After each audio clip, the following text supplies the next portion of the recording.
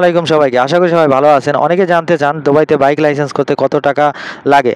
এটা তো আগেই বলেছি, এবার প্রশ্ন কতটা সময় লাগে। আসলে সময় নির্ভর করে কয়েকটা ব্যাপারের উপর। প্রথমত কোর্স ও ট্রেনিং ক্লাস, যদি একবারেই নতুন হন তাহলে থিওরি ক্লাস ও প্র্যাকটিক্যাল ক্লাস সব মিলিয়ে 1 মাস প্লাস থেকে 2 মাস সময় লাগে। দ্বিতীয়ত test pass, theory test, parking test আর ফাইনাল রোড টেস্ট, এইগুলো একবারেই পাস করলে সময় কম লাগে, কিন্তু ফেল করলে আবার রিটেস্ট দিতে হয়, তখন সময় একটু বেড়ে যায়। তৃতীয়ত আগে থেকেই যদি আপনার কাছে লাইসেন্স থাকে, যদি আপনার দেশের বাইকের লাইসেন্স থাকে আর সেটা যদি ট্রান্সফার করা যায় তাহলে পুরো প্রসেসটা ছোট হয়ে যায়। মাত্র 1 মাস থেকে 4 সপ্তাহের মধ্যেই লাইসেন্স পেয়ে যেতে পারেন।